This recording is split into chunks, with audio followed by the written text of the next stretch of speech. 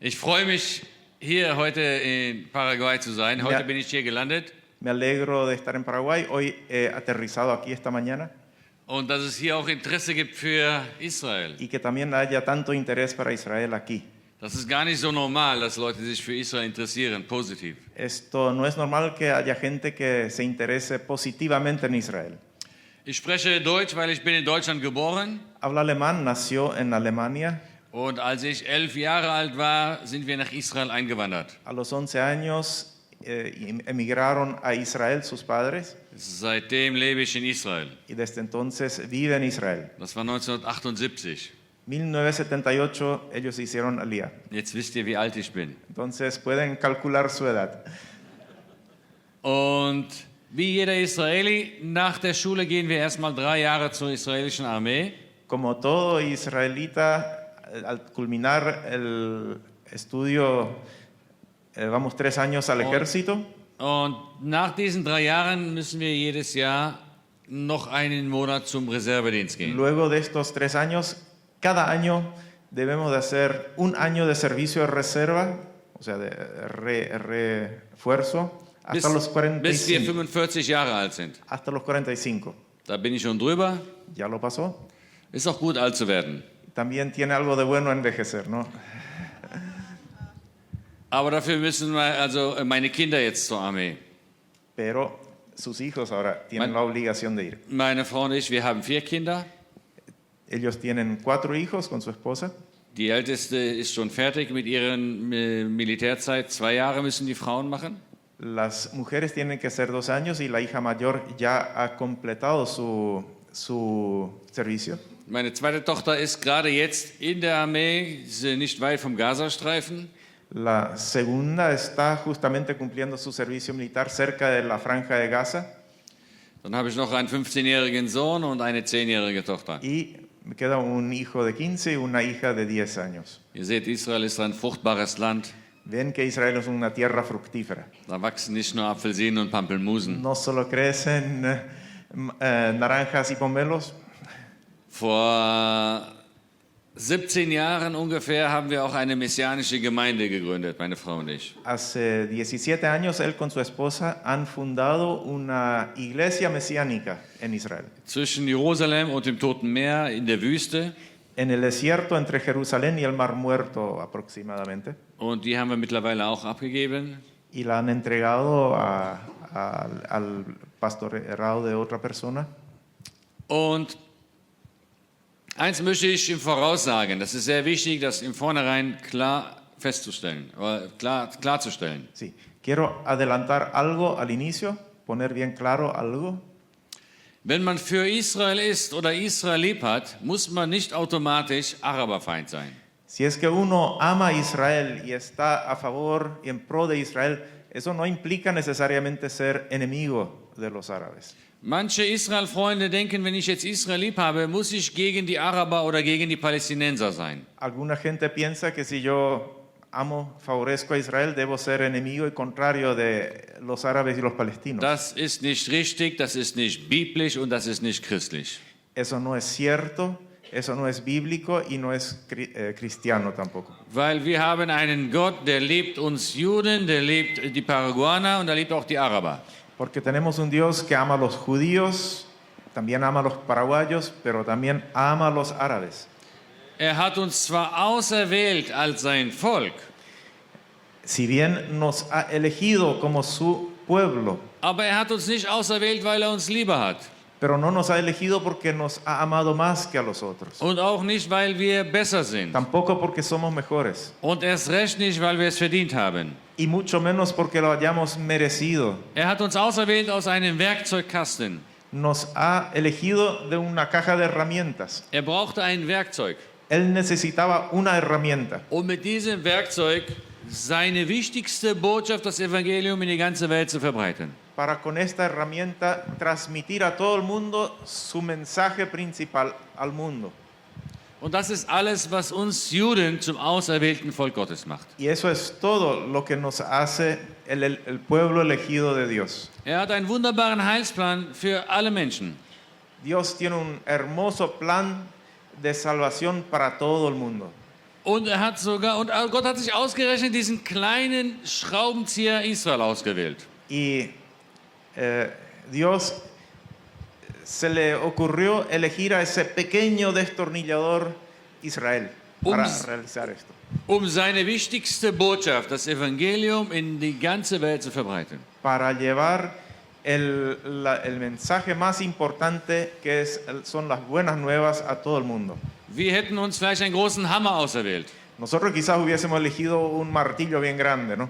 Aber Gott hat sich dabei was gedacht. Ausgerechnet den kleinen, den krummen, das schwierige Völkchen Israel. Pero Dios pensó algo exclusivamente, eligió a ese pueblo pequeño, torcido, difícil, rebelde Israel. Und Gott hat sogar dem jüdischen Volk, seinem eigenen Volk, eine Decke vor die Augen gehängt. Incluso Dios a su propio pueblo le ha colocado un velo delante de los ojos, damit das Evangelium erstmal bis ans Ende der Welt geht. para que el evangelio pudiese llegar primero hasta los confines de la tierra. Hätten wir Juden vor 2000 Jahren Jesus als unseren Messias anerkannt, Si hubiésemos reconocido a Jesús el Mesías como nuestro Mesías hace 2000 años, dann wäre Jesus uninteressant für die Welt. entonces Jesús ya no sería interesante para el mundo. Nur weil wir ihn abgelehnt haben, rausgestoßen haben aus Israel, Solamente porque nosotros le rechazamos y lo echamos de Israel, konnte sich das Evangelium in die ganze Welt verbreiten. el evangelio se pudo expandir por todo el mundo. Gott hatte einen wunderbaren Heilsplan für alle Nationen, für alle Menschen. Dios tiene un hermoso plan de salvación para todo el mundo, para todas las personas, Weil alle gleich lieb hat. porque Dios los ama a todos por igual. Hat uns Juden keinen Millimeter mehr lieb als euch oder als die Araber. Dios no nos ama más a los judíos, ni un milímetro más que a todos ustedes o a los árabes. Amen. Amén. Amen. Wir haben einen wunderbaren Gott. Tenemos un Dios maravilloso. Aber dem Teufel gefällt nicht so ganz, was Gott momentan in Israel macht. Pero al diablo no le gusta tanto lo que Dios está haciendo en Israel ahora. Wir sehen seit 70 Jahren Existenz Israels, da tut sich etwas, da bewegt sich was in Israel. Vemos que de estos 70 años de existencia de Israel se está moviendo algo. In Israel braucht nur ein Steinchen zu fallen und schon wird das überall in den Medien, hört man darüber. Sí, en Israel puede caer una piedrita y se escucha en todos los medios, en todo el mundo de esto. Jeden zweiten Tag liest man etwas über Israel. Cada segundo día van a leer algo en las noticias de Israel. Israel ist ein mini kleines Land, Es un país diminuto, aber Gott tut große Sachen momentan in Israel seit 70 Jahren. pero Dios hace grandes cosas en Israel desde hace 70 años. Wir sehen, wie Juden zurückkommen in das Land Israel. Vemos cuando los judíos vuelven a Israel. Von den insgesamt 14,5 Millionen Juden, die es in der ganzen Welt gibt, De los 14,5 millones de judíos que existen en todo el mundo, leben schon 45% davon in Israel. ya 45% viven en Israel. Vor 70 Jahren bei der Staatsgründung waren es nur 6%. Hace 70 años cuando fue fundado Israel, apenas vivían 6% en Israel. Jedes Jahr kommen mehr Juden zurück nach Israel. Cada año vuelven más a Israel. Letztes Jahr kamen 35.000. Año pasado vinieron 35,000. So wie Gott verheißen hat, eines Tages werde ich euch wieder einsammeln aus allen 4 Enden der Welt. Así como como Dios había profetizado que un día los voy a traer de toda la tierra Und zurückbringen in eure Heimat. y los voy a traer de vuelta a su tierra. Und dann wird die Wüste wieder grün. Y el desierto volverá a florecer. Und dann werdet ihr die Häuser und Städte wieder aufbauen wie in alten Zeiten. Y reconstruiréis las ciudades y las tierras como en tiempos antiguos. Das hat Gott verheißen in seinem Wort. Eso Dios lo ha prometido en su Und palabra. das geht heute vor unseren Augen in Erfüllung. Y hoy día, delante de nuestros ojos, se cumple. 70 Jahre, 70 años. Jahr für Jahr kommen Juden zurück. Y año tras año vuelven los Israel wird judíos. wiederhergestellt. Israel wird wiederhergestellt. Israel se está reconstruyendo, So wie Gott es verheißen hat. así como Dios lo había Wir profetizado. leben in prophetischen Tagen. Estamos viviendo tiempos proféticos. Jeder Jude, der heimkehrt, jeder Baum, der gepflanzt wird Cada judío que vuelve y cada árbol que se planta en Israel. und jedes Haus, das wir bauen in Israel, ist ein Zeichen, dass Gottes Verheißungen in Erfüllung geht. Y cada casa que se construye es una señal de que las profecías se están cumpliendo. Und so ist Israel ein Zeichen, dass die Bibel recht hat. Ein Beweis, dass die Bibel recht hat. Y así Israel es una prueba de que la palabra es verdadera y tiene razón. Und Israel ist der Beweis, dass es einen Gott gibt. Israel es la prueba de que existe un Dios. Amen. Amén. Und das ist das Problem der Welt mit Israel. Y ese es el problema del mundo con Israel. Weil Israel der ganzen Welt zeigt, dass die Bibel recht hat und dass es einen Gott gibt. Porque Israel está mostrando al mundo de que existe un Dios y de que la Biblia tiene razón. Es geht nicht um die Politik in Israel. No es una cuestión de política en Israel. Auch nicht um die Siedlungen. Tampoco los asentamientos. Und auch nicht, dass wir Land gestohlen oder besetzt haben. Tampoco de que Israel se haya apropiado o haya robado tierras. Es geht um den Beweis, dass wir der ganzen Welt beweisen, dass die Bibel recht hat, dass es einen Gott gibt. La cuestión es que Israel está demostrando a todo el mundo de que existe un Dios y que es el Dios de Israel. Und deswegen tobt der Feind. Y por eso el enemigo está Deswegen revolcándose. werden wir ständig angegriffen von den Nachbarländern. Por eso continuamente es atacado por los vecinos. Und auch vom Gazastreifen momentan. Inclusive en estos momentos, en estos tiempos de Gaza. Wir haben schon aufgehört zu zählen, wie viele Raketen von Gaza auf jüdische Ortschaften abgeschossen wurden. Ya dejamos de contar cuántos misiles nos mandaron. Wenn in einem Jahr 1000 Raketen von Gaza auf Israel fallen, dann ist es ein friedliches Jahr. Si es que en un año caen solo 1000 cohetes, es un año pacífico. Vor ein paar Monaten sind 400 Raketen in einer Nacht auf Israel abgeschossen worden. Hace un par de meses, en una sola noche cayeron 400 misiles. In einer Nacht. En una sola noche. Am nächsten Tag bin ich nach Europa geflogen, Al día siguiente, él viajó a Europa, habe mir eine Zeitung gekauft, compró un diario wollte mal lesen, was sie darüber schreiben. para leer lo que dicen los europeos de Gar esto. nichts. Wurde gar nicht berichtet. No se comentó esto. Aber am nächsten Tag, nachdem Israel reagiert hat, Pero al día siguiente, cuando Israel reaccionó mit Kampfflugzeugen auf Häuser in Gaza, dabei kamen 2 Palästinenser ums Leben.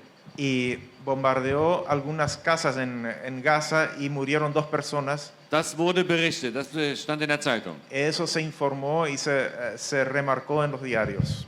400 Raketen auf jüdische Städte ist uninteressant, interessiert keinen. 400 misiles disparados a ciudades y poblados israelíes no son interesantes. Momentan stehen wir vor eventuell Krieg mit Gaza.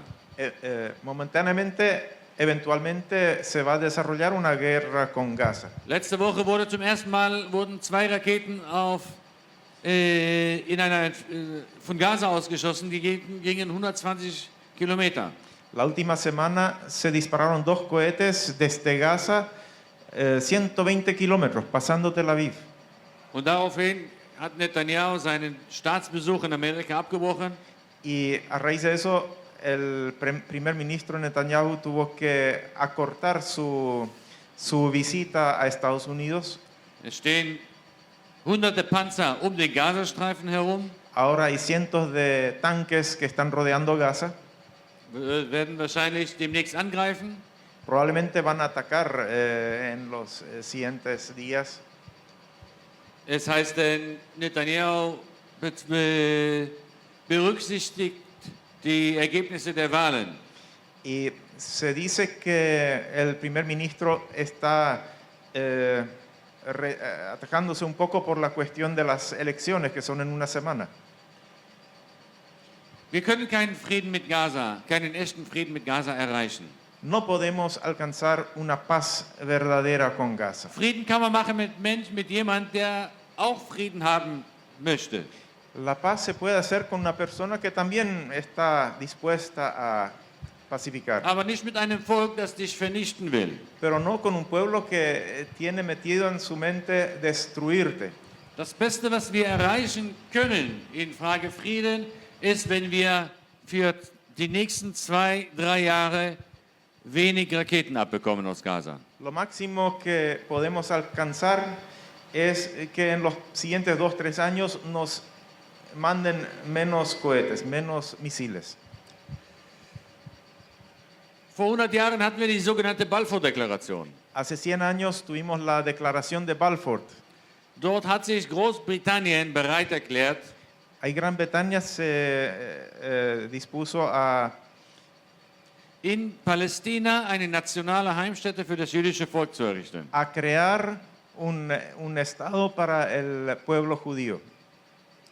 Palästina hieß das ganze Gebiet. Toda la región se llamaba Palestina. Das war das heutige Israel plus das heutige Jordanien, flächenmäßig.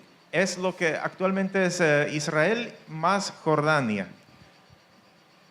Das hieß Palästina nicht, weil dort ein palästinensisches Volk lebte, Eso se llamaba Palestina no porque había un pueblo genuinamente palestino, sondern weil ein böser Kaiser mit Namen Hadrian porque un emperador romano, Adriano, 135 nach Christus das Gebiet umgenannt hat von Israel auf Palästina.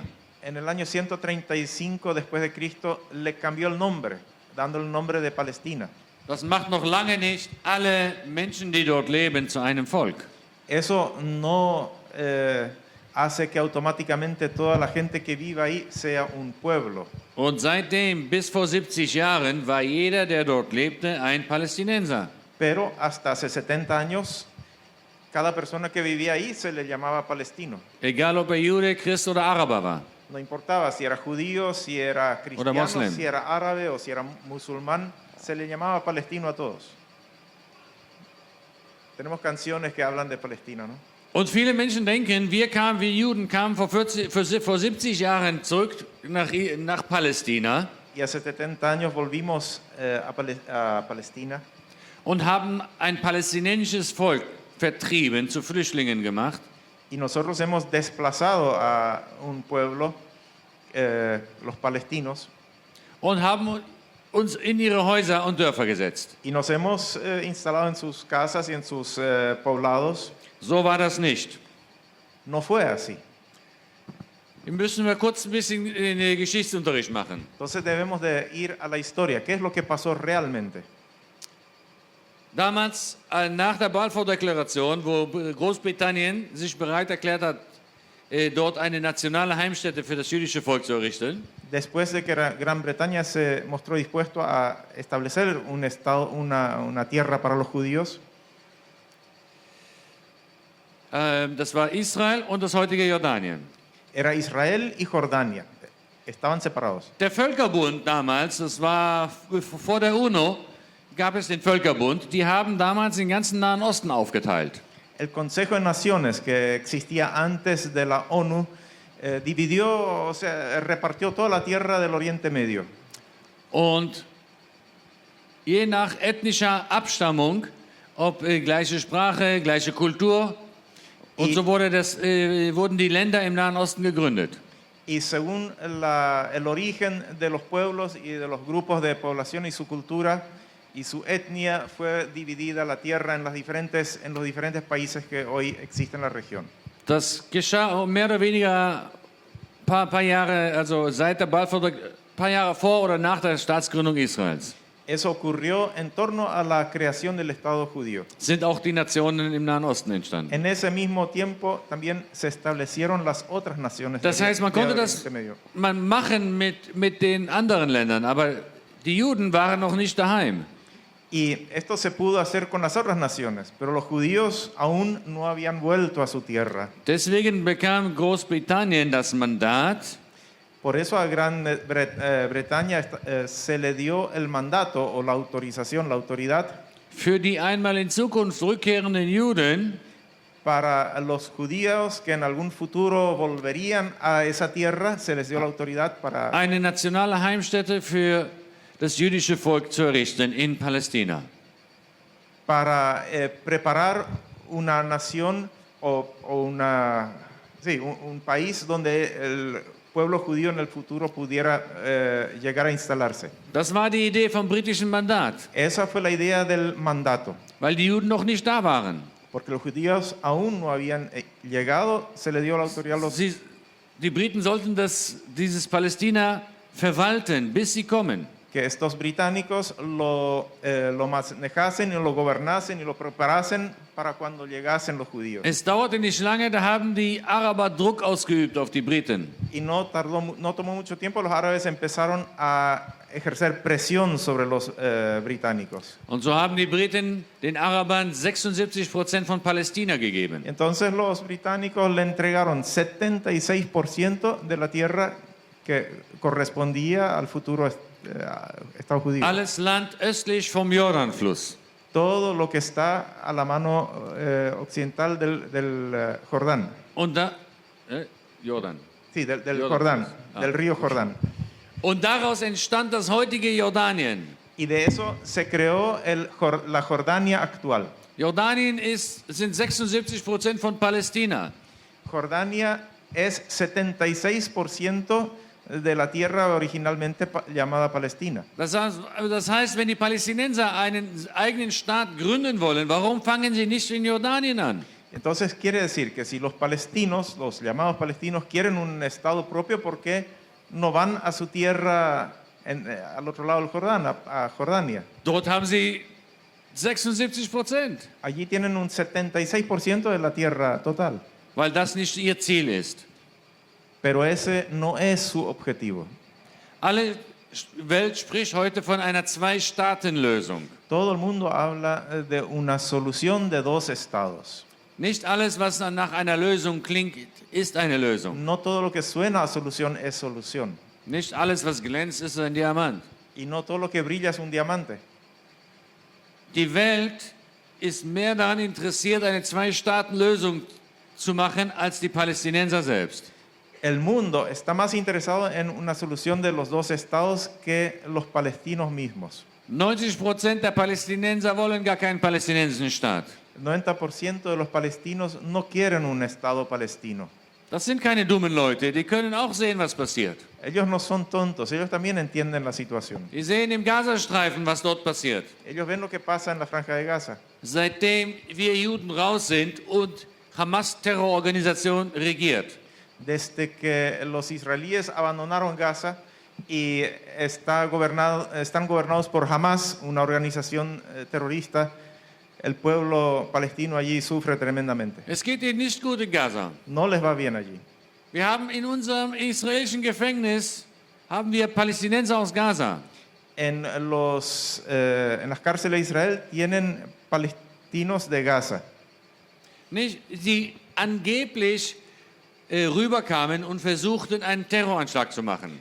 que han tratado de hacer ataques terroristas en Israel. Aber sie wollten nur geschnappt werden von uns Israelis, damit sie ins israelische Gefängnis kommen. Pero la verdad es que muchos de estos terroristas solo querían caer presos para salir de Gaza y poder vivir en una cárcel de Israel. Weil es ihnen in unseren Gefängnissen besser geht als im Gazastreifen. Porque a ellos en las cárceles de Israel le va mucho mejor que en la Franja de Gaza. Da essen die besser, schlafen sie besser und da können sie sogar auch ein Studium abschließen. Comen mejor, duermen, incluso pueden hacer un estudio de la cárcel, en la cárcel, se capacitan. Die Hamas-Terrororganisation unterdrückt die Palästinenser im Gazastreifen. La Hamas, organización terrorista, los subyuga terriblemente a los palestinos en Gaza.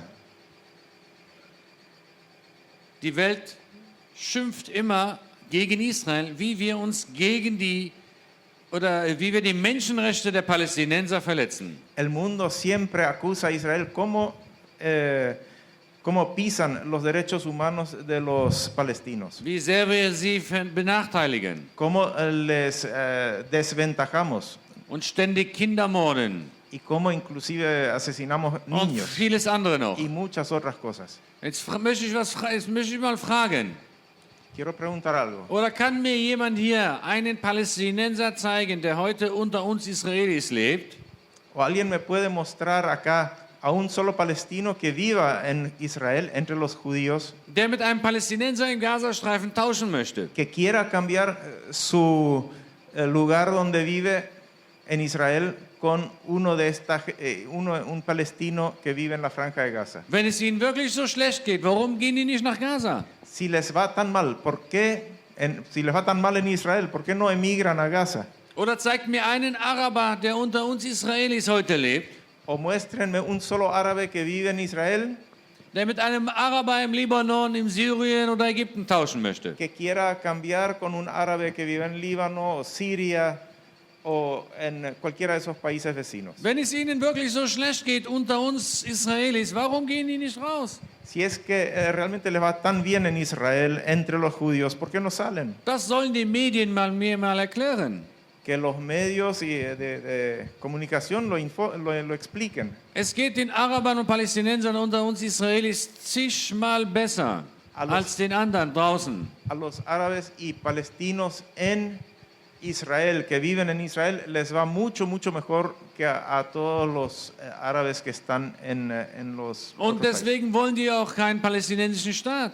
Y por eso tampoco ellos en realidad no quieren un Estado palestino. Aber sie werden das dir nie vor der Kamera sagen. Pero ellos nunca te lo van a reconocer abiertamente, Dann sind sie am nächsten Tag tot. porque eso les cuesta la vida.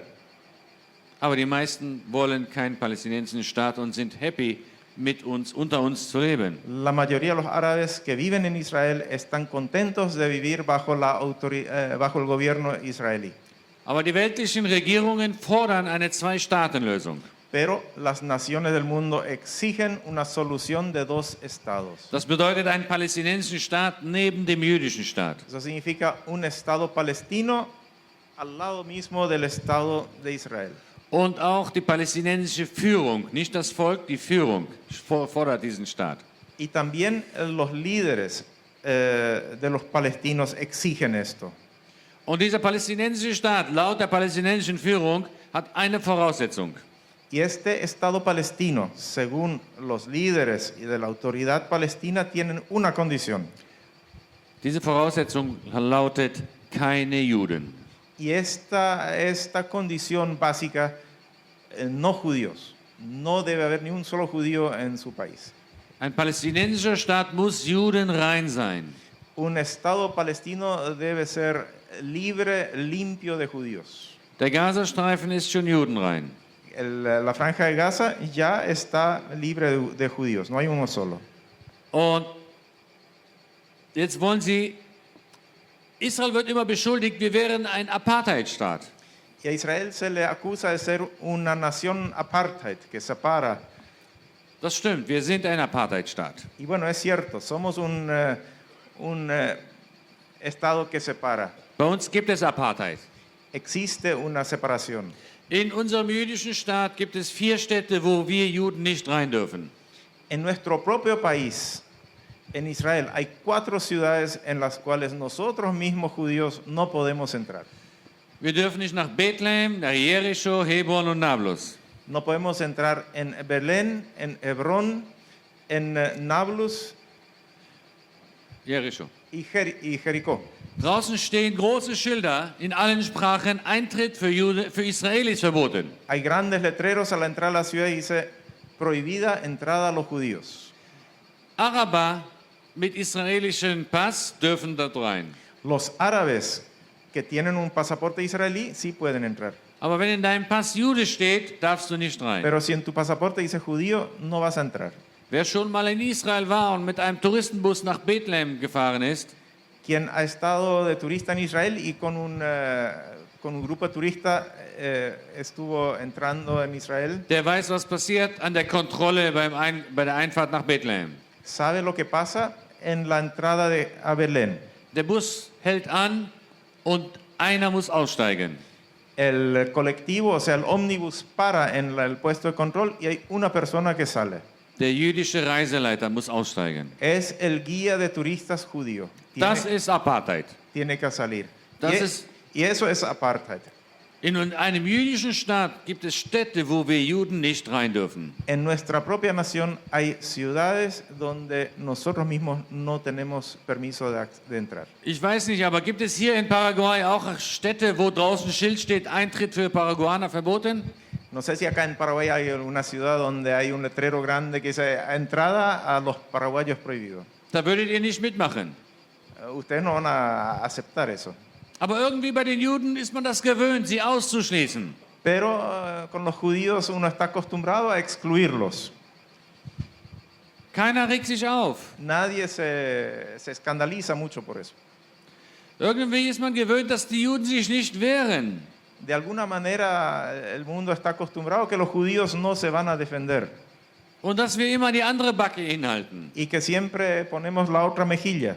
Aber jetzt, seitdem wir einen jüdischen Staat haben Pero ahora desde que tenemos un propio Estado und wir angegriffen werden, y que nos atacan, dann schlagen wir zurück. nosotros estamos devolviendo los golpes. Weil das ist unsere Pflicht, unsere Bürger zu schützen. Porque esa es nuestra obligación de defender a nuestros ciudadanos. Und dafür entschuldigen wir uns nicht. Y no nos disculpamos por eso. Der Iran ist heute die größte Bedrohung für Israel. Para Israel, hoy día el Irán es la peor amenaza para el Estado judío. Nicht nur wegen der Atombombe, die er baut.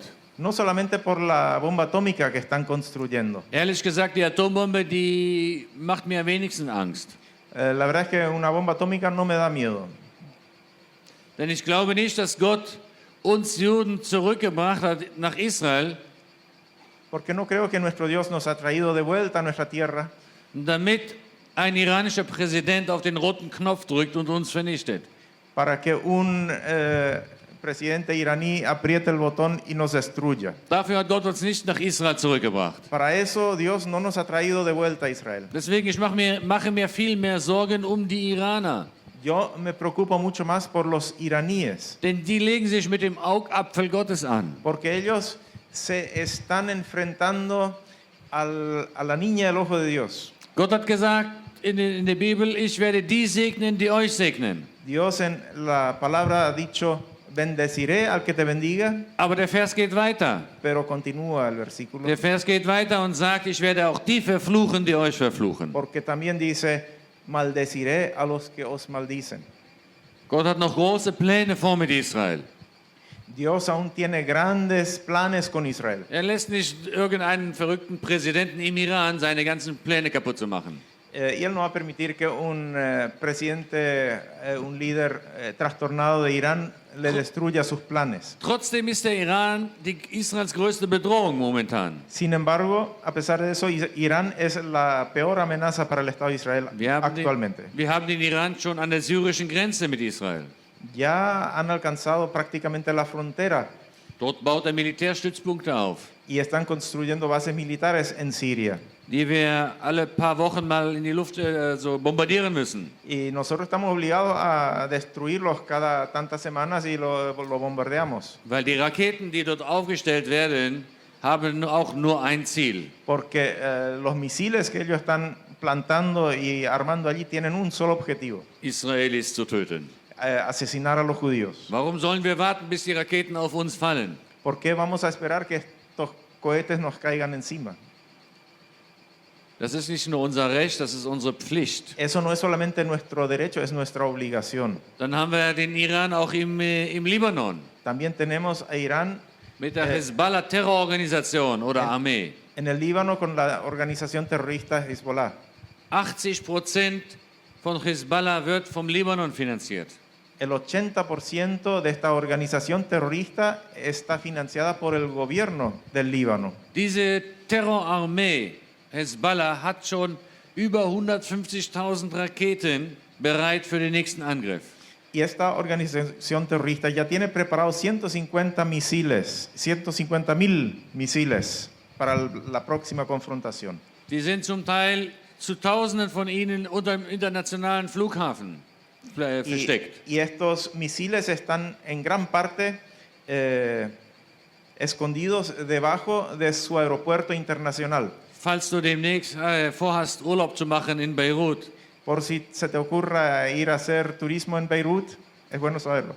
oder unter dem Fußballstadion in Beirut liegen auch Tausende von Raketen. Y debajo de su estadio de fútbol mayor en la capital Beirut también hay almacenados miles de cohetes. 150.000 an der nördlichen Grenze, finanziert vom Iran.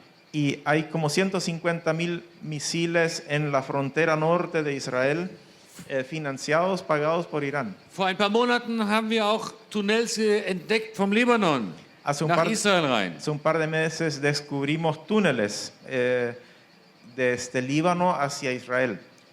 Diese Terrorarmee hatte geplant, da durchzukommen und den ganzen nördlichen Teil Israels zu erobern. Esta Hezbollah había planeado penetrar por los túneles y conquistar todo el norte de Israel.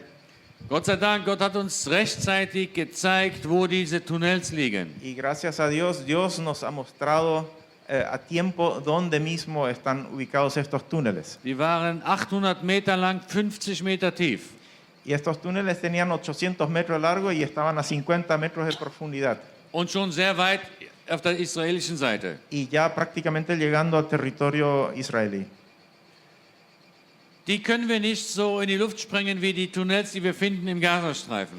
Y estos túneles no los podemos reventar como reventamos los túneles en Gaza, Weil dann würden die Libanesen das als eine Kriegserklärung. porque entonces los Sí. libaneses lo van a considerar una declaración de guerra. Und da mussten wir erfinderisch werden. Entonces tuvimos que inventar algo Weil wir mussten ja irgendwie zustopfen. y teníamos que rellenarlos de alguna manera. Da hat Israel flüssigen Zement durchgepumpt. Y entonces Israel los rellenó con cemento líquido. Aber zu viel durchgepumpt, es kam auf der anderen Seite wieder raus. Y entonces metimos un poco de más y el cemento salió del otro lado. Und das hat ganze Straßen überschwemmt. Y las calles se inundaron de este cemento. So dicken Zement da auf der Straße. Una Die ganzen Häuser. una capa de cemento que cubrió las calles. Und jetzt beschweren sie sich bei Israel. Y ahora ellos se quejan de Israel por lo que Weil le die han schon hecho, wochenlang klopfen die den Zement jetzt ab. porque están martillando el cemento endurecido. Aber ich glaube, dafür brauche ich mich nicht zu entschuldigen. Pero no nos vamos a disculpar por eso.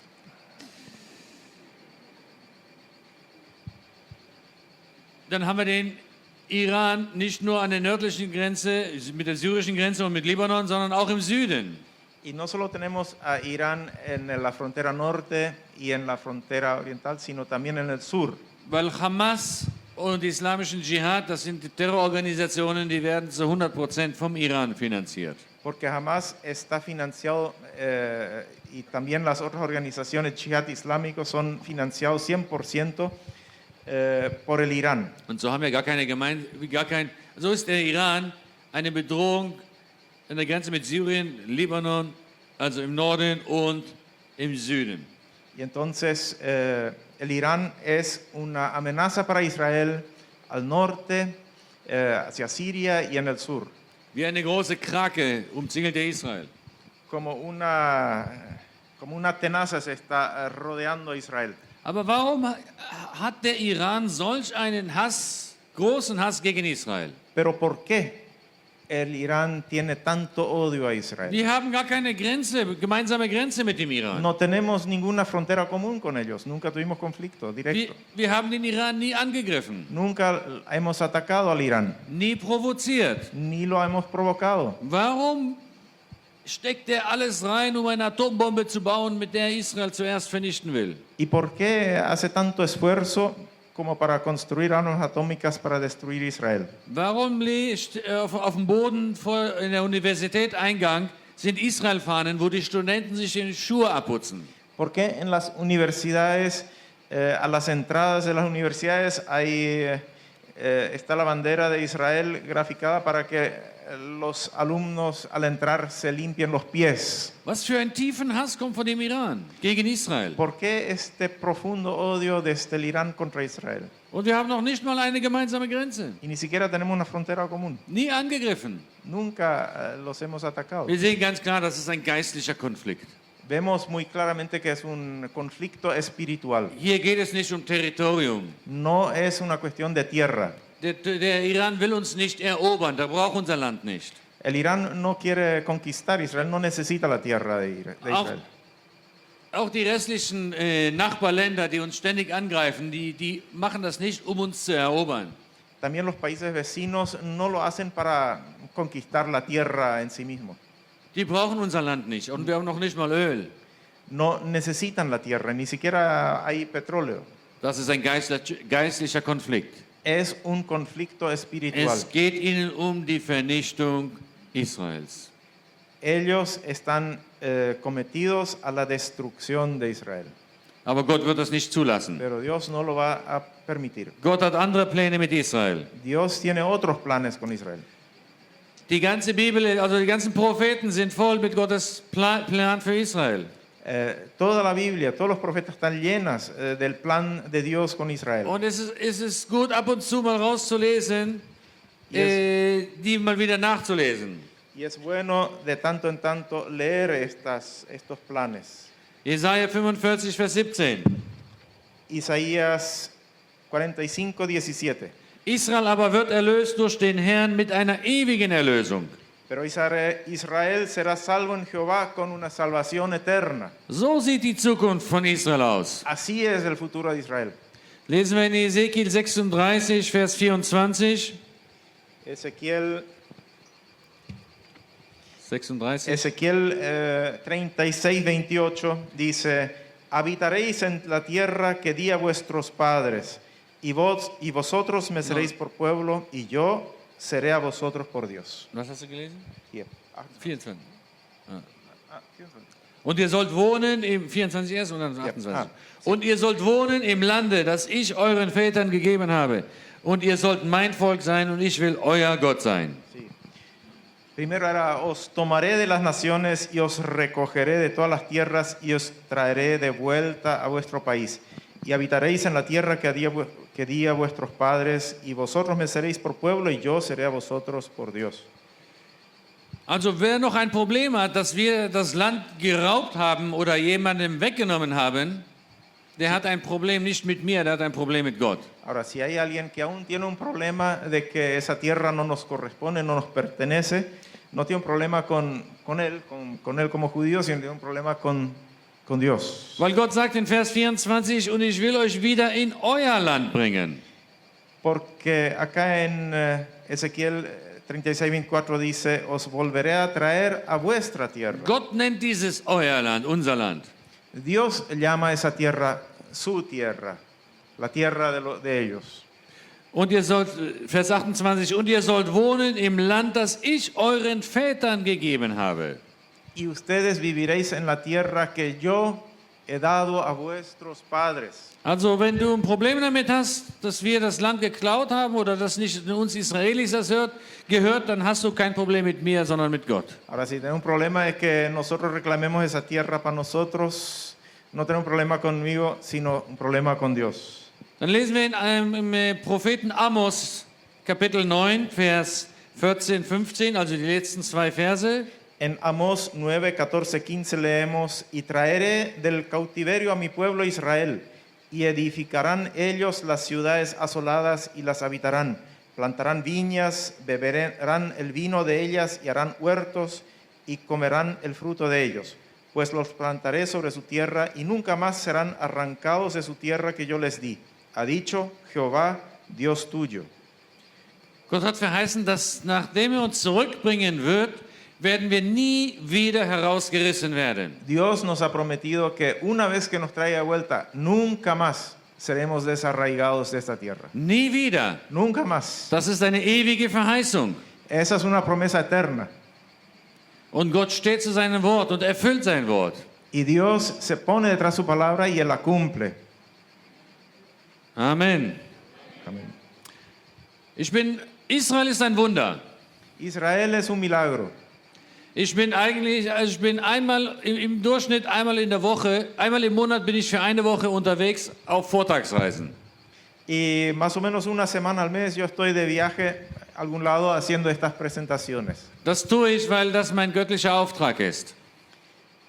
Y eso Él lo hace porque es su camino de vida de parte de Dios. Davon lebe ich nicht. Él no vive de eso. Ich bin eigentlich Geschäftsmann. Él en realidad es un comerciante. Die Juden sind meistens Geschäftsleute. Muchos judíos son comerciantes. Und das heißt, ich habe 3 Wochen zum Arbeiten, um Geschäfte zu machen, und eine Woche reise ich rum und predige über Israel. Quiere decir que tengo 3 semanas para hacer negocios, encargarme de mis asuntos, y una semana al mes viajo por el mundo a traer estas charlas sobre Israel. Deswegen habe ich mal Gott versucht zu erklären, dass mir eigentlich eine Woche fehlt, um Geschäfte zu machen, um die Runden zu kommen. Y he tratado de explicarle a Dios: mira, me falta una semana para hacer negocios. dass er dafür meine Geschäfte ein bisschen mehr segnen sollte. Entonces que se preocupe de bendecirme un poco más en esas 3 semanas que me quedan. Und wir haben einen treuen, guten Gott. Amen. Pero tenemos un Dios geht's fiel gut. y bueno. Mir geht's gut und wer Israel segnet, den segnet Gott auch. A él le va bien y quien bendice a Israel, Dios también lo bendice. Aber warum sage ich das? Weil ich denke sehr geschäftlich. Pero ¿por qué digo esto? Porque yo pienso muy como un comerciante. Und der nächste Punkt, das mir fällt, ist leichter euch zu erklären, wenn ihr auf einer geschäftlichen Ebene. Y el siguiente punto es muy fácil de explicar si es que pensamos comercialmente. Stellt euch vor, ihr seid alle Geschäftsleute, Unternehmer. Imaginen que todos ustedes sean comerciantes, empresarios, Und ihr seid hier hingekommen, um euch mal diesen israelischen Geschäftsmann anzuhören. y han venido acá a escuchar a este empresario israelí, Mal sehen, was er uns für ein Projekt anbietet. a ver qué proyecto nos ofrece, Mal sehen, ob ich mein Vermögen in dieses Projekt investiere oder nicht. a ver si mi capital lo puedo invertir en este proyecto o no. Macht ihr kurz mit? ¿Van a participar? Und denkt mal 71 Jahre zurück. Y piensen 71 años atrás, Also ein Jahr vor der Staatsgründung Israels. un año antes de la creación del Estado judío. Das würde sich dann so anhören. Y escucharían más o menos esto. Nächstes Jahr, im Mai 1948, El próximo año, en mayo del 48, wollen wir in einem kleinen Stück Land im Nahen Osten en un pequeño pedazo de tierra en el Oriente Medio, viele Menschen aus 100 verschiedenen Nationen versetzen, queremos traer personas de 100 países de alrededor del mundo, traerlos ahí. aus 100 verschiedenen Nationen, mehr als 100 verschiedenen Más de Nationen. 100 países diferentes. Diese Menschen haben keine gemeinsame Kultur, Estas personas no tienen ninguna cultura común, nicht einmal eine gemeinsame Sprache, ni siquiera un idioma común, weil schon 2000 Jahre vergangen sind, seitdem sie das letzte Mal dort waren, porque han pasado más de 2000 años desde que estuvieron última vez por esas tierras, als ihre Vorväter weltweit verstreut wurden. cuando sus antepasados fueron echados y dispersados por todo el mundo. Diese Menschen, die wir dort hinversetzen in dieses Land im Nahen Osten, Y estas personas que vamos a traer en este paisito en el Oriente Medio haben keine landwirtschaftliche Erfahrungen, no tienen conocimiento de agricultura, weil die meisten la Geschäftsleute mayoría waren, son comerciantes und keine Erfahrung in Staatsführung, y no tienen ni idea cómo manejar y gobernar un país, weil sie schon 2000 Jahre keinen Staat mehr hatten. que hace más de 2000 años no tienen un Estado. Dieses Land hat keine nennenswerte Bodenschätze, Y esta tierra a la que vienen no tiene riquezas naturales importantes dafür ständig leidet dieses Land unter Wassermangel. y siempre hay una sequía en esa zona. Schon jemand, der interessiert ist zu investieren? ¿Ya hay alguien que quiere invertir? Noch nicht. Todavía. Dann, der nördliche Teil von diesem Land ist voll mit Sümpfen. En la zona norte de ese país estaba lleno de pantanos Der südliche Teil sind alles Wüsten. y el sur es un desierto. Und für die Europäer wird das Klima ziemlich schwierig zu ertragen sein. Y para los europeos, los que vienen de los países europeos, el clima va a ser pesado. Und da wäre noch ein Problem. Y otro problema. Dieses Land ist umzingelt mit Millionen Feinden, Y esta tierra está rodeada de millones de enemigos die eigentlich niemals Interesse an diesem Gebiet zeigten. que en realidad nunca habían mostrado ningún interés en esta tierra. Aber diese Millionen Feinde, die Nachbarländer, werden so alle 10, 20 Jahre mit einem Krieg versuchen, diese neuen Bewohner zu vernichten. Pero estas naciones de alrededor cada 10 años van a procurar destruir a esta pequeña nación. Und dann werden diese neuen Bewohner ständig mit Terroranschlägen bedroht. Y entonces estos inmigrantes que van a venir van a ser atacados permanentemente con terrorismo. Also meine Damen und Herren, ich frage Sie, Y entonces les pregunto, Wer ist bereit, sein Vermögen in dieses fantastische Projekt zu investieren? ¿Quién está dispuesto a invertir todo su capital en este proyecto? So sah das aus vor 70 Jahren. Así era hace 70 años. Das war genau die Situation vor 70 Jahren. Exactamente esa era la situación hace 70 años. Wer hätte gedacht, dass ein Volk in eine Wüste zurückkommt und aus einer Wüste ein Paradies macht wie Israel heute? ¿Quién hubiese pensado que un pueblo volvería a un desierto y que ese desierto se haya convertido en un vergel como es hoy día? Israel ist eine Start-up-Nation geworden, Hightech-Nation. Israel se ha convertido en una nación emprendedora, liderazgo. Die Wüste ist wieder grün geworden. El desierto ha verdecido. Wie viele Erfindungen kommen allein aus Israel? ¿Cuántos inventos vienen de Israel? 6000 neue Patente werden jedes Jahr von Israelis neu eingetragen. 6.000 patentes nuevos de inventos, descubrimientos se patentan cada año. Wenn man bedenkt, vor 70 Jahren war das nur Wüste. Y hace 70 años era todo desierto. Und ein Volk kam zurück und machte ein Paradies daraus. Y un pueblo volvió y lo hizo un paraíso. Nein, Entschuldigung, kein Volk kam zurück. Ein Überrest von diesem Volk. Disculpen, no volvió un pueblo, volvió un remanente de ese pueblo.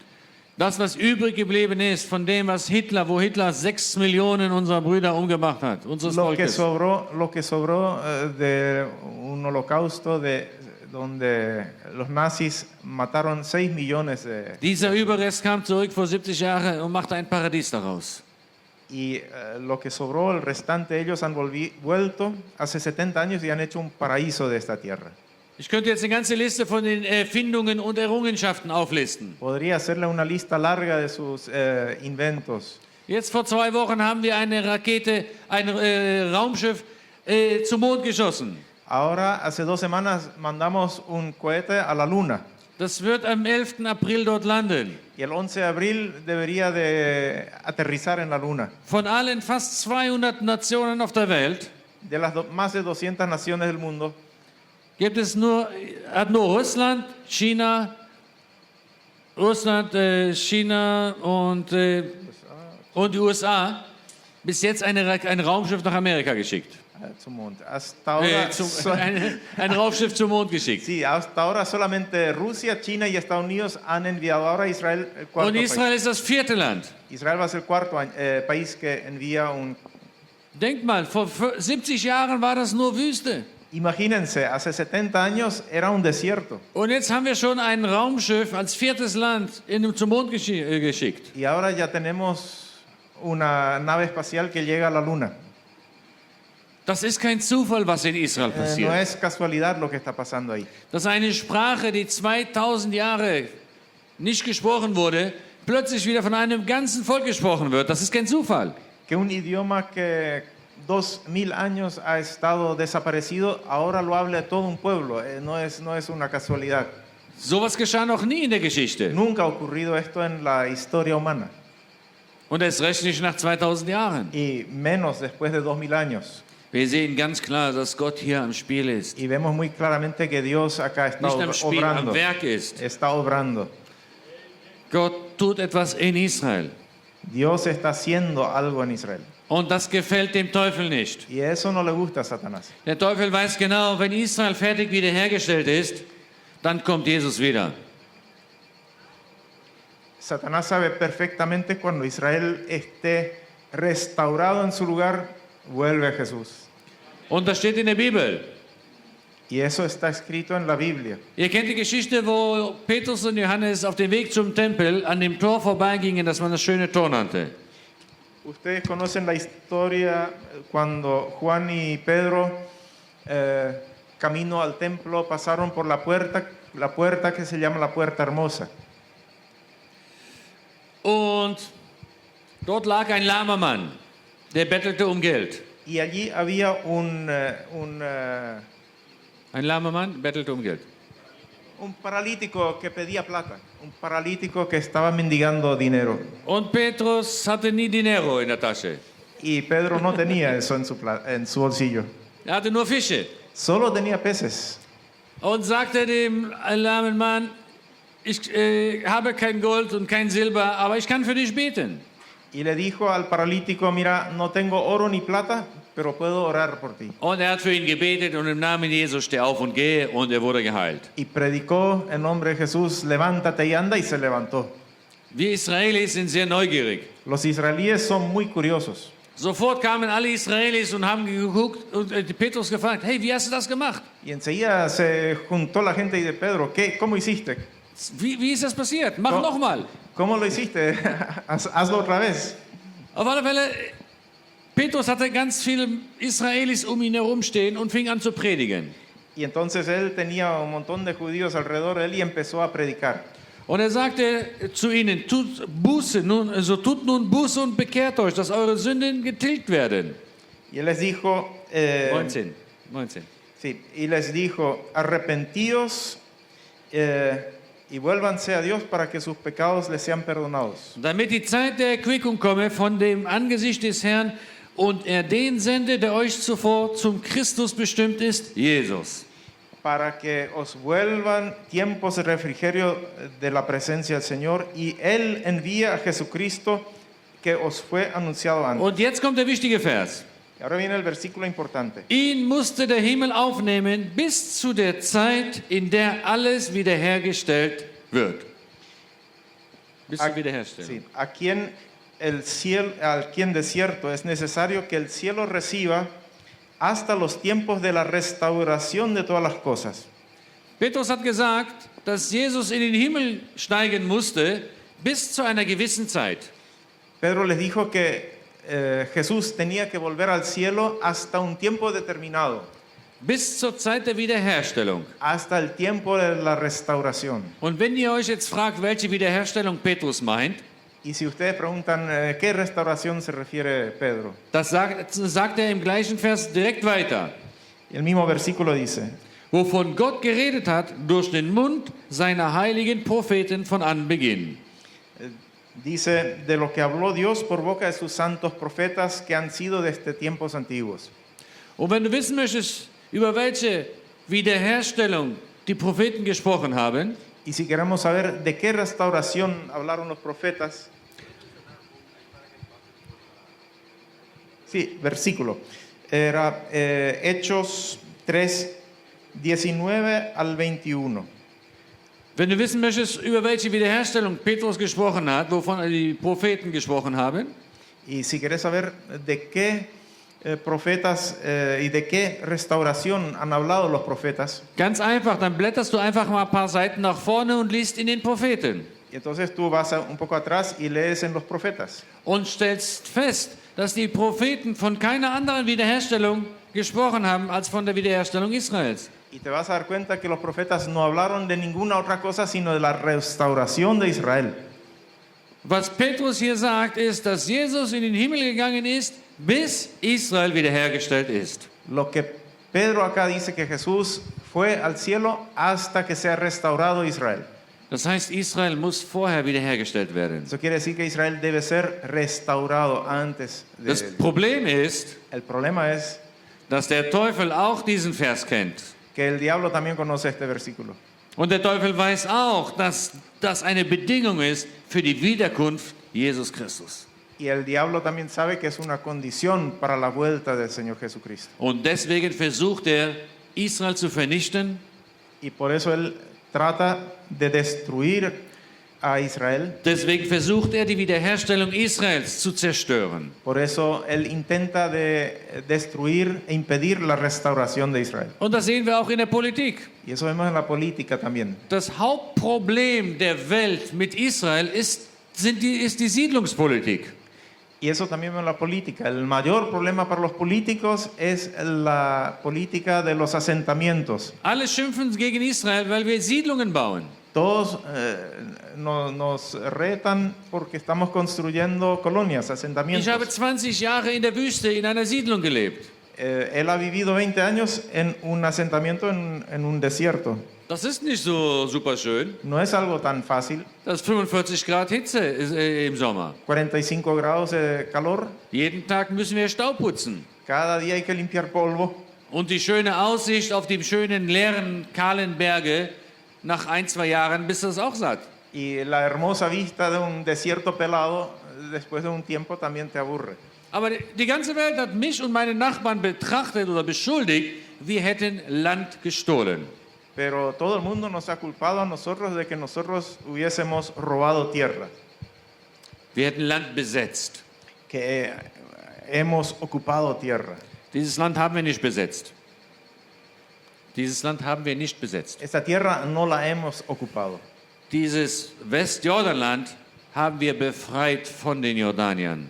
Esta tierra la hemos liberado de los Jordanes. Nachdem die Jordanier oder die Araber alles Land östlich vom Jordan bekommen haben damals, Después de que los jordanos recibieron toda la tierra al otro lado del Jordán, en aquella época, hat beim Unabhängigkeitskrieg 1948 Jordanien sich das ganze Westjordanland noch mit angeeignet, sí, erobert, besetzt. sí, al recibir su tierra al otro lado del Jordán, los jordanos en 1948 también se apropiaron toda esa tierra que están reclamando hoy. Und bis 1967 war dieses Westjordanland besetzt von Jordanien. Y hasta el 67 esta tierra estuvo ocupada por Jordania. Israel hat dieses Land befreit von den Jordaniern. Israel entonces liberó esa tierra de los jordanios. Der Beweis dafür ist, Y, sí, ist, y esto se demuestra dass Jordanien hat dieses Gebiet niemals zurückgefordert. que Jordania jamás reclamó esta tierra que se la devuelvan. Und wir haben einen Friedensvertrag 1994 mit Jordanien abgeschlossen. Y hemos hecho un tratado de paz 1994 con Jordania. Und die Jordanier haben niemals während des Vertrages oder Verhandlungen dieses Gebiet Y los gefordert. jordanios jamás han reclamado esta zona. Esta Alles, was die tierra. Jordanier wollten, war, dass wir ihnen jedes Jahr Wasser geben. Todo lo que los jordanos querían que nosotros les proveamos de agua. Und sie wollten niemals dieses Gebiet zurückhaben, weil es niemals ihnen gehörte. Y ellos nunca han reclamado que se le devuelva esta tierra porque nunca les había pertenecido. Aber die Medien haben schon die Gehirne der Menschen gewaschen und uns als Landräuber dargestellt. Pero los medios nos han declarado ladrones de tierras. Was in Israel passiert ist, wir sehen die Wiederherstellung Israels vor unseren Augen passieren. Y nosotros estamos viendo delante de nuestros ojos la restauración de Israel. Wir leben in prophetischen Tagen. Y estamos viviendo en tiempos proféticos. Das, was Gott verheißen hat, das geht vor unseren Augen wir sind mittendrin. Y lo que Dios ha profetizado se está cumpliendo delante de nuestros ojos. Du brauchst nur als Tourist nach Israel fahren. Tú te vas como turista a Israel. Dafür, um das zu erkennen, musst du kein Theologe oder kein Wissenschaftler sein. Y no necesitas ser teólogo o científico. Du musst nur die Bibel kennen Solamente conoces un poco la Biblia und fährst mit einem bequemen Touristenbus nach Israel. y te vas en un ómnibus cómodo Guckst nach rechts und siehst rechts aus dem Fenster nur Wüste. y miras a la derecha del ómnibus y solamente ves desierto. Und dann schaust du nach links und da siehst du grünes Land, Weinberge, so wie Gott verheißen hat. Y tú ves a la izquierda y ves tierra cultivada con viñedos, plantaciones, así como Dios lo ha profetizado. Brauchst noch nicht mal aussteigen aus dem Bus. Ni siquiera necesitas salir del colectivo, del ómnibus. Du fährst durch Prophetie. Tú cruzas la tierra y vives profecía. Israel, dieses kleine Miniland Israel, Esta pequeña nación Israel ist ein Land der Vergangenheit, der Gegenwart und der Zukunft. es una tierra del pasado, del presente y del futuro. Wer war noch nie in Israel? ¿Quién nunca ha estado en Israel? Noch nie in Israel. ¿Quién nunca ha estado allá? Sí. Wow, nicht gut. Bueno. Kommt er gar nicht in den Himmel. Dicen, bueno, no, Nein, Scherz beiseite. no es tan bueno porque no van a entrar al cielo, dice, pero no, es una broma, no es cierto. Also, ich wünschte, ihr würdet mal nach Israel kommen. Da wird die Bibel wieder lebendig. Bueno, él les desea a todos que tengan la oportunidad de ir a Israel y que puedan vivirlo allá. Für alle, die Deutsch sprechen, haben wir eine Reise im November. Para los que hablan alemán, él tiene hay un tour que está... Die können sich nachher unten ein Prospekt abholen. Sí, para los que hablan alemán hay una posibilidad, un prospecto Aber es gibt auch bestimmt sehr viele gute spanische Reisen nach Israel. pero también seguramente hay muchos tours buenos en español también. Das wird dein Leben verändern, Y eso transformará tu vida. dein Glauben stärken. Te va a fortalecer la fe. Du wirst sehen, dass was Gott verheißen hat, das geht vor unseren Augen in Erfüllung. Y van a ver que lo que van a ver con sus propios ojos, lo que ha Dios prometido, se está cumpliendo delante de nuestros ojos. Ihr als Christen habt auch eine Aufgabe. Y nosotros como cristianos también tenemos una misión. Das ist mein letzter Punkt, dann mache ich Schluss. Y es el último punto y termino. Eine wichtige Aufgabe. Una misión importante. Also ihr könnt nicht meinen, jetzt bin ich Christ und bin getauft und den ganzen Rest, den überlasse ich Gott. Was gucke ich mir auf meinen kleinen, schönen, flachen Bildschirm an? Sí, no podemos decir, bueno, yo ya estoy salvado, yo creo, yo me bauticé y bueno, el resto ya no me incumbe. Nein, ihr habt eine Aufgabe. No, Él nos ha dado una responsabilidad. Gott hat das jüdische Volk auserwählt als Werkzeug, Dios había elegido al pueblo judío como su instrumento damit das Evangelium zu euch kommt. para que el Evangelio les llegue a ustedes. Und jetzt, wo es angekommen ist bei euch, Y ahora que les ha llegado el Evangelio, seid ihr auch von Gott auserwählt als Werkzeug. también nosotros hemos sido elegidos como instrumentos suyos Und Gott möchte euch genauso gebrauchen. y Dios también nos quiere utilizar igualmente. Ihr seid jetzt das geistliche Volk Gottes. Ahora somos el pueblo espiritual de Dios. Und Gott arbeitet immer parallel mit dem physischen Volk Gottes. Das sind die Juden, die noch nicht an Jesus glauben in Israel. Y Dios siempre trabaja paralelamente con el Israel físico, que son los judíos que aún no han creído en Jesús. Die brauchen ein geistliches Volk. Ellos necesitan ver un pueblo espiritual. Warum? ¿Por qué? Wir haben in Jerusalem noch 8 Olivenbäume stehen aus der Zeit Jesu. En Jerusalén, en el monte, en Getsemanito, aún vemos 8 árboles de 2000 oliva de la época de Jesús, 2000 años. Der Stamm ist 2 Meter breit. El tronco tiene como 2 metros de envergadura, de diámetro. Aus dem Stamm kommen ganz glatte junge Zweige. Y brotan de ese tronco brotes nuevos, lisos. Was diese Bäume 2000 Jahre am Leben erhalten hat, war, Lo que a estos troncos los ha mantenido con vida por 2000 años. die Mönche in den Kirchen drumherum haben ständig junge wilde Zweige hineingepfropft. Los monjes que habían en los monasterios alrededor, cada tanto fueron injertando nuevas ramitas en estos troncos. Diese jungen Zweige, die haben dafür gesorgt, dass der Saft da ständig weiterläuft. Y estos nuevos injertos han motivado que las raíces traigan la savia de abajo continuamente. Sie haben natürlich auch den Saft von der Wurzel bekommen. También recibieron el jugo de la savia de la raíz. Aber diese hineingepfropften Zweige haben dafür gesorgt, dass die Wurzel nicht ausgestorben ist. Bis heute. Y estos injertos han motivado que estas raíces no se hayan secado en estos 2000 años. Und so hat sich Paulus ganz bewusst dieses Bild in Römer 11 ausgesucht mit dem Olivenbaum. Y entonces Pablo muy dirigidamente eligió esta figura del olivo. Das jüdische Volk, das physische Israel ist die Wurzel. El pueblo judío, el Israel físico son los judíos. Aber damit diese Wurzel am Leben bleibt, hat Gott ein geistliches Volk, die wilden Zweige hineingepfropft. Pero para que este pueblo físico pueda sobrevivir, Dios ha injertado un pueblo espiritual en este Und tronco. so hat Gott euch auserwählt als Werkzeuge. Er möchte dich gebrauchen. Y así Dios nos ha elegido como instrumentos también. Dafür hat Gott dich unter anderem auserwählt. Y para eso nos ha elegido, Damit die Wurzel nicht ausstirbt. para que esta raíz no se seque. Oh, wenn ihr nicht für Israel als geistliches Volk für Israel betet, können wir einpacken. Y si es que ustedes como pueblo espiritual de Dios no oran por el pueblo de Dios físico, podemos olvidar las cosas. Das jüdische Volk und die Christen, wir gehören zusammen. El pueblo judío y los cristianos creyentes correspondemos juntos. Nachdem die Zweige hineingepfropft sind, sind sie angewachsen an dem Baum und sind eins geworden. Después de haber sido injertados, hemos llegado a ser uno con el tronco.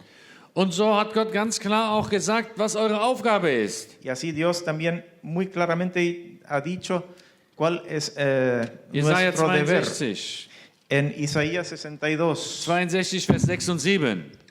Isaías 62, 6 y 7. Und dort sagt Gott in Vers 6, O Jerusalem, ich habe Wächter über deine Mauern bestellt, die den ganzen Tag und die ganze Nacht nicht mehr schweigen sollen, die ihr den Herrn erinnern sollt. Gönnt euch keine Ruhe. Sí, he puesto, 62, 6. bueno, lo encuentro. Ah, bien. Sí. Sobre tus muros, Jerusalén, he puesto guardas. Todo el día y toda la noche no callarán jamás. Los que os acordáis de Jehová, no reposéis. Ihr seid die Wächter auf den Mauern Jerusalems. Gott hat euch bestellt, Ustedes son los guardias sobre los muros de Jerusalén, damit ihr betet für Jerusalem, für Israel. para que oren por Jerusalén y por Israel. Ihr seid die Zweige, die hineingepfropft sind, damit die Wurzel am Leben bleibt. Ustedes son los injertos, las ramas injertadas para que la raíz Und, permanezca con vida. und ihr seht, wie wichtig das ist in Gottes Augen. Ihr sollt den ganzen Tag und die ganze Nacht nicht mehr schweigen. Y ustedes ven lo importante que es para Dios, que toda noche y todo el día y toda la noche no callemos. Und Gott gibt uns auch einen Hinweis, wie wir das machen sollen. Y el Señor también nos da una indicación cómo debemos de hacerlo. Wir sollen Gott daran erinnern. Que nosotros le recordemos al Señor, Nicht, weil Gott das vergessen hat. no que Él se haya olvidado. Aber wie machen wir das? Pero ¿cómo hacemos esto? Ganz einfach. Wir nehmen einfach unser geistliches Schwert, das Wort Gottes in die Hand, ¿Y cómo lo hacemos? Lo hacemos muy fácilmente. Tomamos la espada schlagen die Verheißungen Gottes für sein Volk auf. y abrimos y buscamos las profecías. Zum Beispiel, wo in Sacharja 2, und ich werde oder erinnern Gott daran, du hast doch gesagt, du wirst wie eine feurige Mauer um deine Stadt Jerusalem sein. Entonces tomamos la escritura y le recordamos a Dios, como dice en Zacarías 2, que seré muro de fuego alrededor de ti, Jerusalén. Y le recordamos a esto. Oder wenn der Iran wieder die Vernichtung Israels ausruft, O cuando el Irán llama a la destrucción de Israel, dann nimmst du die Bibel in die Hand, tomamos la Biblia lest einfach, erinnerst Gott daran, y le recordamos a Dios, Amos 9, Vers 15, Amos 9:15, wo Gott verheißen hat, dass nachdem er uns zurückbringt in unsere Heimat, dass wir nie wieder herausgerissen werden. de que una vez vuelto a su tierra, Dios jamás volverá a desarraigarlos. Das ist Proklamation. Eso es proclamar. Gott möchte, dass wir ihn daran erinnern, Dios quiere que le recordemos las cosas que ha prometido, dass wir seine Verheißungen proklamieren. que proclamemos sus profecías, sus Und unsere promesas. Proklamation haben Auswirkungen auf die irdischen Geschehen. Y nuestra proclamación se refleja en los acontecimientos en la tierra. Und sorgen dafür, dass Israel nicht aussterben wird.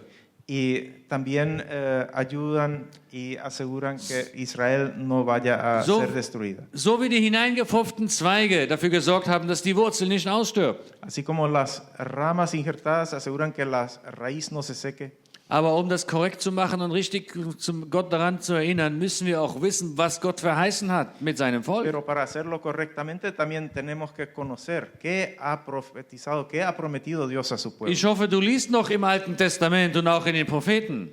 Y yo espero que tú aún leas el Antiguo Testamento de los profetas. Weißt du, wenn du die Bibel, das Wort Gottes nicht gut kennst, Mira, si tú no conoces bien la Biblia la escritura de Dios, dann ist das ein Kinderspiel für den Teufel, dich zu verführen. entonces un juego de niños para Satanás engañarte. Und deswegen möchte ich ermutigen, erneut die Bibel zu lesen und zu entdecken, auch das Alte Testament. Y por eso quiero alentar a leer y a cubrir nuevamente la escritura, la Biblia, muy especialmente también el Antiguo Testamento. So kannst du auch als Wächter auf Jerusalems Mauern Gott daran erinnern. Y así también puedes ser atalaya en los muros de Jerusalén y recordarlo. Aber das kannst du nicht machen, wenn du nicht weißt, was Gott verheißen hat mit Jerusalem. No lo vas a poder hacer si tú no sabes lo que está Deswegen musst du prometido. das Wort Gottes Tag und Nacht studieren und lesen. Por eso debemos de estudiarlo día y noche. Das ist unser geistliches Schwert, unsere Waffe. Es nuestra arma, es nuestra espada espiritual. Meine Tochter ist gerade jetzt 6 Monate in der Armee. Su hija está hace 6 meses en el ejército. In den ersten 2 Wochen mussten sie lernen, wie man ein Maschinengewehr in 3 Minuten auseinander nimmt und wieder zusammenbastelt. Sí, en las primeras 2 semanas tienen que aprender a armar y desarmar su ametralladora en 3 minutos. Sowas machen unsere 18-jährigen Mädchen. Y eso hacen las niñas de 18 años en Israel. Was hilft dir ein Maschinengewehr, wenn sie nicht weiß, wie es funktioniert? ¿Qué te sirve una ametralladora si no sabes cómo funciona? Was hilft dir ein Schwert in der Hand, wenn es stumpf ist oder du weißt nicht, wie man damit umgeht? ¿Qué te sirve una espada en la mano si está sin filo y tú no sabes cómo manejarla? Was hilft dir dieses Buch, wenn es in einem Regal verstaubt? ¿Qué te sirve este libro si se empolva en un escritorio? Und das ist unser geistliches Schwert. Das sollen wir pflegen, üben und kennen. Y esta es nuestra espada espiritual y debemos de guardarla y ejercitarla y utilizarlo. Und dann können wir auch unsere Aufgabe als geistliches Volk Gottes einnehmen. Y entonces también podremos asumir nuestra responsabilidad como pueblo espiritual de Dios. Und uns gebrauchen lassen von Gott als Werkzeug. Y ser también utilizados por Dios como instrumento suyo. Denn Gott hat uns auserwählt als sein Werkzeug. Porque Dios nos ha elegido como su herramienta. Er will uns gebrauchen. Él nos quiere utilizar. Und er kann jeden Einzelnen gebrauchen. Y a cada uno de nosotros nos puede utilizar. Keiner darf meinen, er ist zu groß oder zu klein, zu jung oder zu alt. Nadie piense que es demasiado chico, grande, viejo. Dafür hat Gott dich auserwählt. Para eso Dios te ha elegido. Du gehörst zum auserwählten Volk Gottes. Tú correspondes al pueblo elegido de Dios. Gott hat das jüdische Volk auserwählt, damit das Evangelium zu dir kommt. Dios ha elegido al pueblo judío para que el evangelio te llegue a ti. Und jetzt sorgt Gott dafür, mit deiner Hilfe, mit dir als Werkzeug, damit das physische Volk Gottes die Wurzel nicht ausstirbt. Y ahora Dios se está preocupando para que a través de ti, a través de nosotros, no se muera, no se seque el Israel físico. Denn wenn ihr nicht für Israel betet, dann wird die Wurzel auch aussterben. Porque si ustedes no oran por Israel, también se va a secar la raíz. Dann wird der Teufel es schaffen, Israel zu vernichten. Entonces el diablo sí podría lograr destruir Israel. Weil er setzt alles ein, um Israel zu vernichten. Porque él va a hacer todo lo que esté a su alcance para lograrlo. Ohne eure Gebete können wir einpacken. Sin sus oraciones podemos olvidarlo. Wir sind gerade 7,5 Millionen Juden in Israel. Somos 7,5 millones de judíos en Israel. Umzingelt von 400 Millionen Arabern, die uns weiterhin vernichten wollen. Rodeados de 400 millones de árabes que los quieren aniquilar. Glaubt mir, da hilft auch die beste Armee und die beste Luftwaffe nicht. Y allí incluso el mejor ejército y la mejor fuerza aérea no nos salva. Nur wenn ihr eure Aufgabe als Wächter übernehmt, dann wird die Wurzel überleben. Solamente si ustedes también asumen su responsabilidad de velar por Jerusalén. Wir leben in prophetischen Tagen. Das ist spannend. Estamos viviendo tiempos proféticos y es muy emocionante. Und wir haben das Vorrecht zu sehen, wie Gott seine Verheißungen in seinem Wort in Erfüllung bringt. Y tenemos el privilegio de ver en la Escritura cómo Dios está cumpliendo en estos días. Jesus ist auf dem Weg zurück. Jesús está camino de vuelta. Amen. Gottes Segen. Bendiciones.